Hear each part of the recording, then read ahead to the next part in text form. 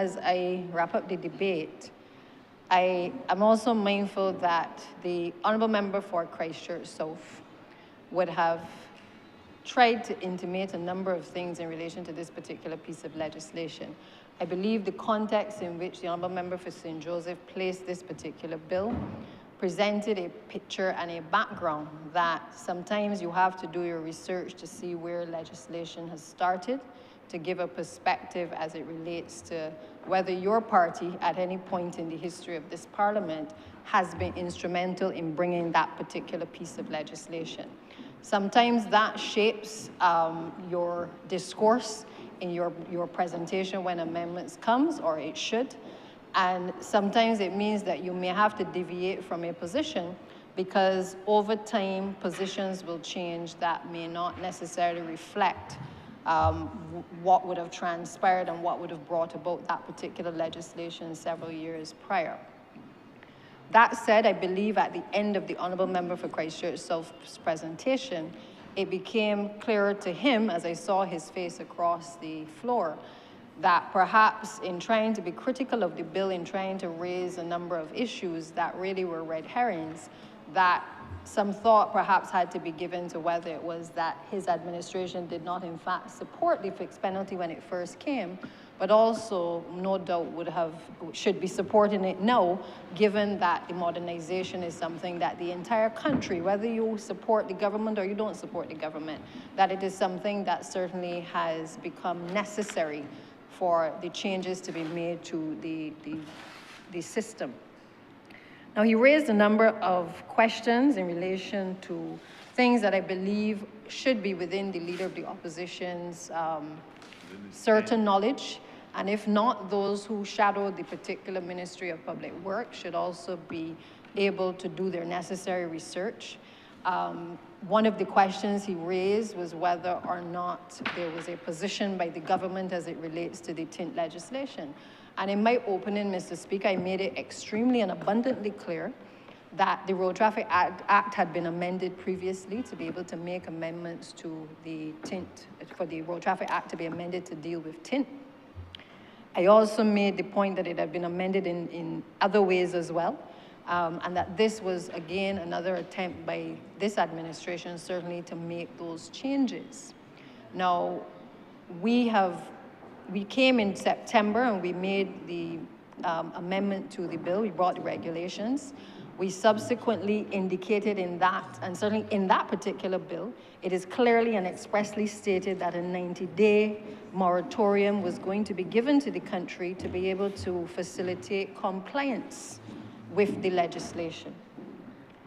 We engaged a number of persons to be able to allow the general public to be able to go to various testing sites, because this administration recognized that many Barbadians would have wanted to be able to have the benefit of being able to determine whether their particular tint on their vehicles met the necessary requirements by law. And that came to an end on the 31st of December.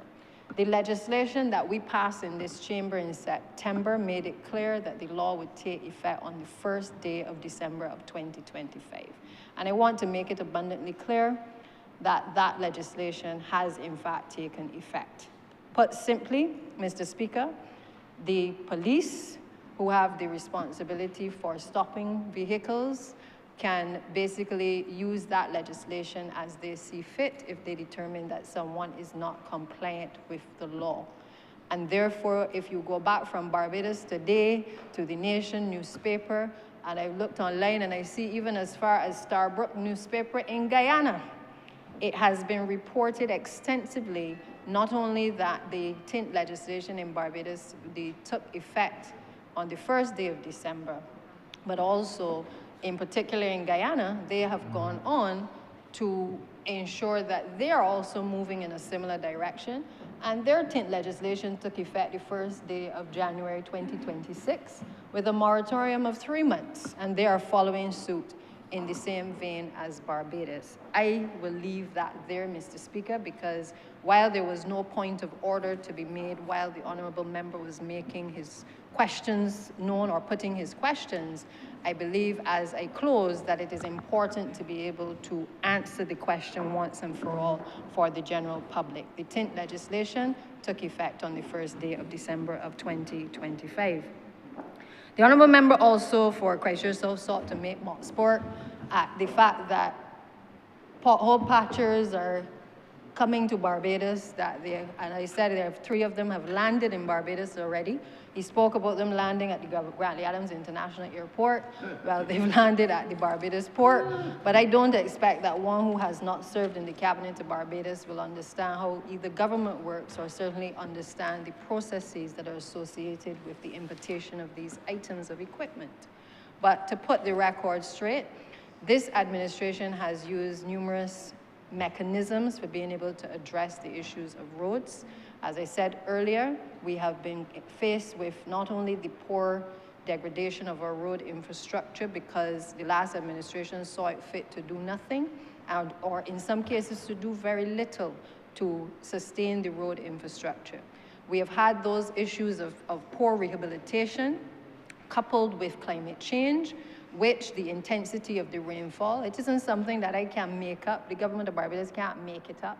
We have all had issues in our communities across Barbados where we've been called out of bed in the wee hours of the morning sometimes to deal with intense, unexpected rainfall, falling for several minutes, sometimes hours, and resulting often in flooding and destruction of homes, of roads, of bridges, and other infrastructure. And whether that is infrastructure that has already recently been done, or whether it is infrastructure that has been constructed for several years prior, the reality is that we are seeing an intensity that in fact led this administration to explore the whole issue of roller compacted concrete, building concrete roads, and in reintroducing that into our landscape, because we recognize that just the traditional asphalt type road was not going to be sufficient to be able to sustain the changes in the way that the climate has a direct impact on destroying road infrastructure. Now, that is not to say, Mr. Speaker, that we do not need to maintain the road infrastructure. And it is not to say that we have relieved on our responsibility in any way to be able to do such maintenance. We have our teams in-house that do pothole patching. We have embarked on being able to order pothole patching machines. 3 of them are here. 3 will arrive in another week or so. We start the training with our staff, and in short order, we will have those teams on the road working for the people of Barbados. But the Honourable Member for Christchurch South should be aware, and if he's not aware, I will enlighten him, that you do not place an order today for pothole patching machines or any equipment that is not on island, and by the drop of a hat, that equipment lands on island.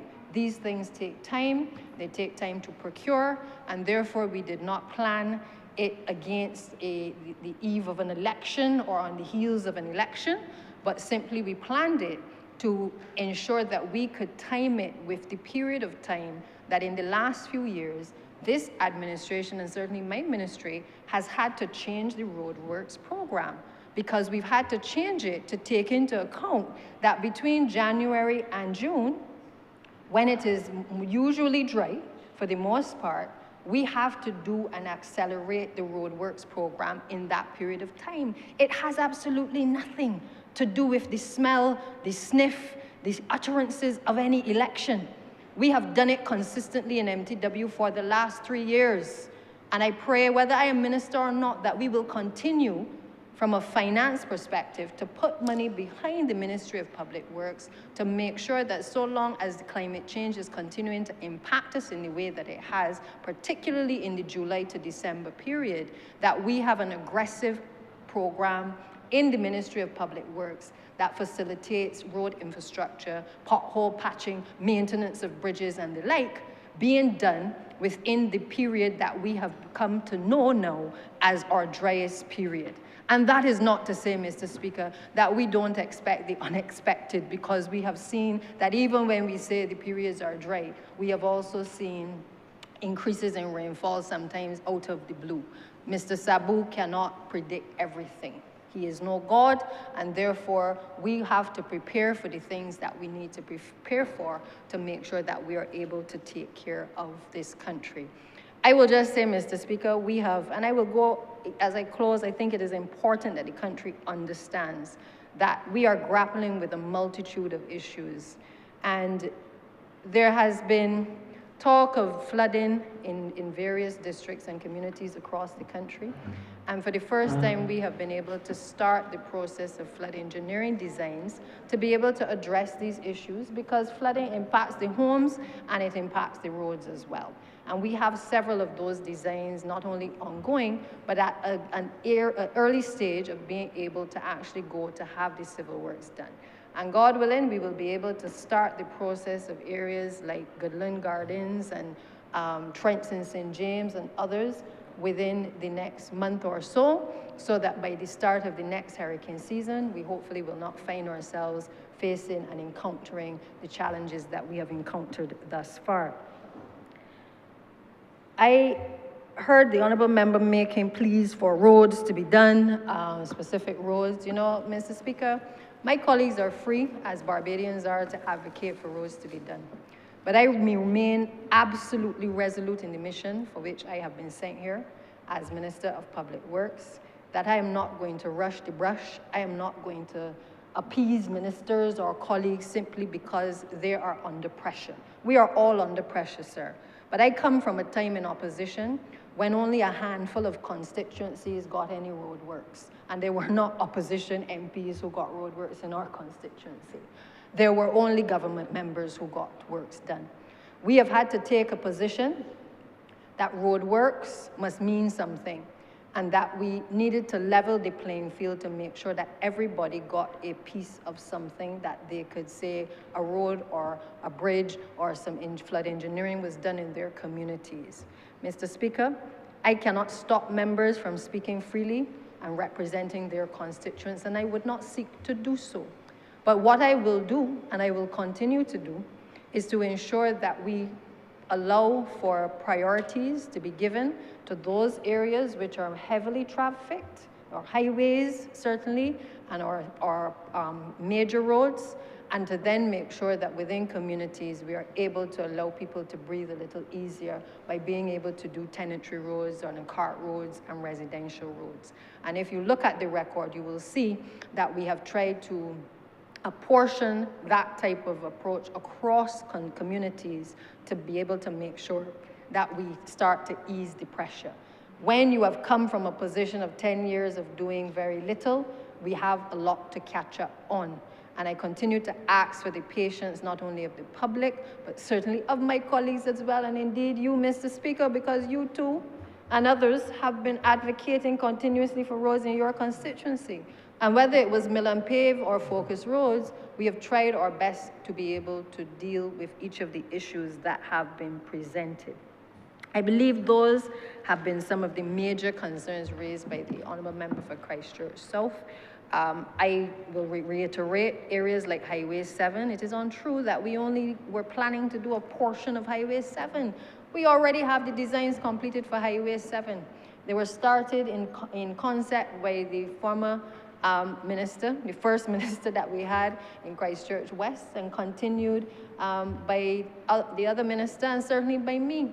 And we are at that stage now where having fixed a portion of the road because we had no choice, because it was one of our most heavily trafficked roads, that we have to now move to the point where hopefully in the next financial year, once we have the resources, we can start phase 1. But this administration and the Ministry of Public Works has not been sleeping on the job, but instead we have been getting designs off the table, off of files, off of the calling programs, Mr. Speaker, and sitting down seriously and actually doing the work and doing the heavy lifting that is necessary, that if I am not the minister, Mr. Speaker, any minister coming after can take from roundabout to bridge to road infrastructure to flood engineering design and get out there with the resources allocated to them and get them done. And that is what I come to work every day to make sure that is done. Just as we have taken a position in relation to fixed penalty notices, and we have taken in relation to demerit points, We have brought the first phase here today for modernization of our system to make sure that the frustration of the public is minimized. Because we hear the chatter from every angle, every corner of the country, asking the government to respond as we go through all of our communities. We hear it when we interface with people at various government departments, and in particular the interface with the courts as well.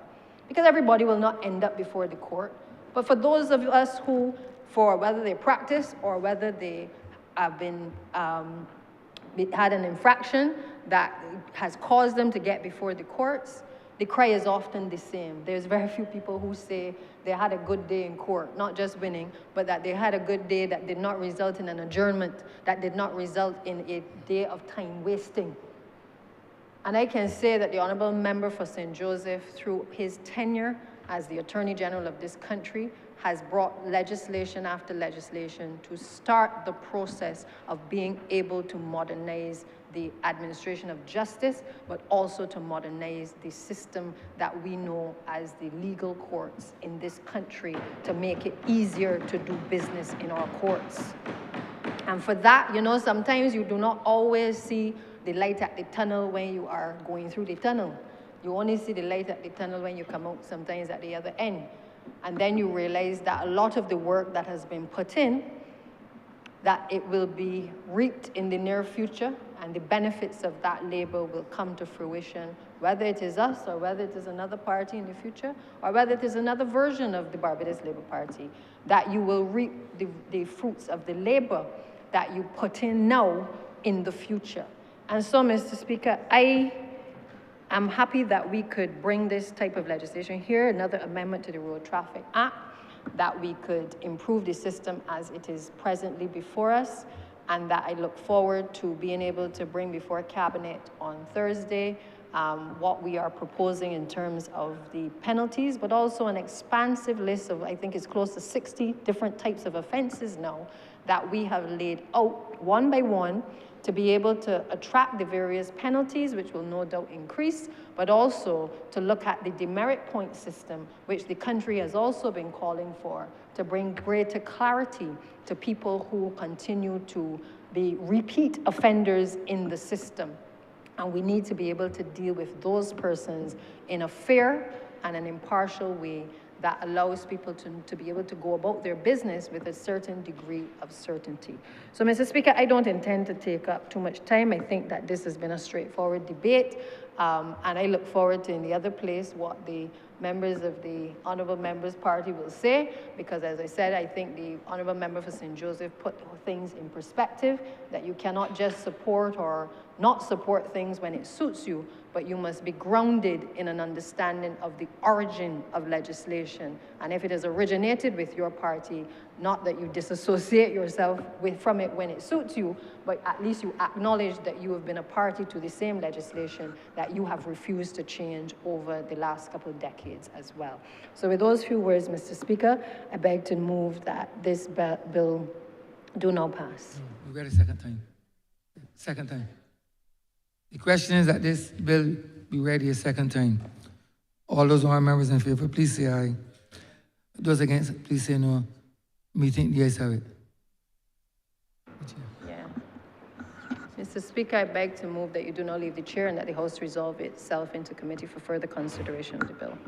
The question is that the Speaker do not leave the chair and the House resolve itself into committee for further consideration of this bill. All those honourable members in favor, please say aye. Those against, please say no. Me think the ayes have it.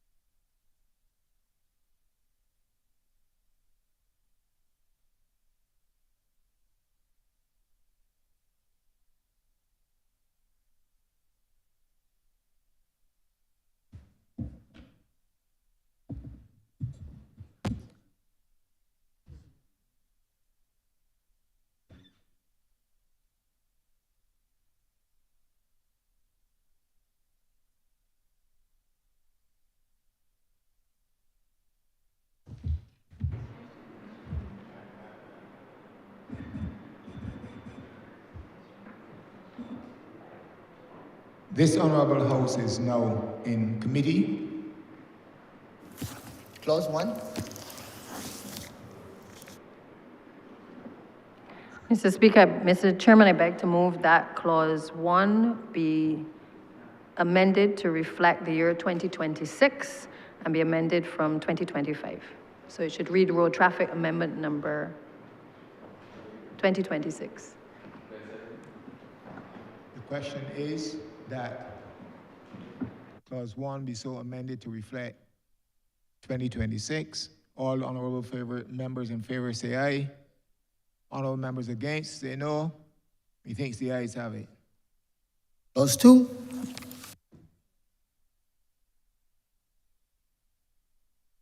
The question is that Clause 2 stand par. All honourable members in favour say aye. Honourable members against say no. Methinks the ayes have it. Clause 3. Mr. Chairman, I beg to move that Clause 3 do now stand part. 3 stand par. All honourable members in favour say aye. Honourable members against say no. Methinks the ayes have it. Clause 4. Chairman, I beg to move that Clause 4 do now stand part. Question is that Clause 4 stand par. All honourable members in favour say aye. Honourable members against say no. Methinks the ayes have it. Mr. Chairman, I beg to move that you do now report the passing of one bill in committee to His Honour the Speaker. With amendments. The question is that I do not report the passing of one bill in committee with amendments. All honourable members in favour say aye. Honourable members against say no. Methinks the ayes have it.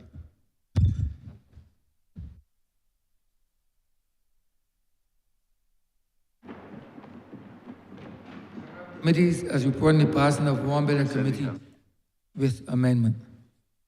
Mr. Speaker, I beg to move that this bill be read a third time. The question is that this bill be read a third time. All those honourable members in favour, please say aye. Those against, please say no. Meeting, the ayes have it.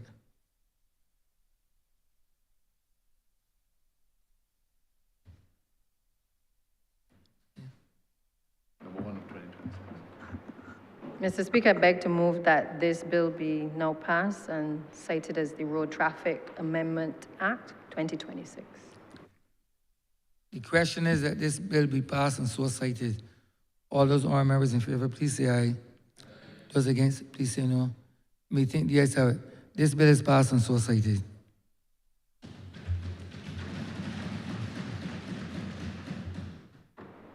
Honourable Leader of Government Business. Thank you, Mr. Speaker. With that, we have come to the end of today's sitting. I therefore beg to move the adjournment of the House until Tuesday, the 13th of January at 10 a.m. The question is that this honourable chamber be adjourned until Tuesday, the 13th day of January at 10 a.m. in the forenoon. All those honourable members in favour, please say aye. Those against, please say no. Meeting, the ayes have it. This honourable chamber stands adjourned until Tuesday, the 13th day of January 2026 at 10 a.m. in the forenoon.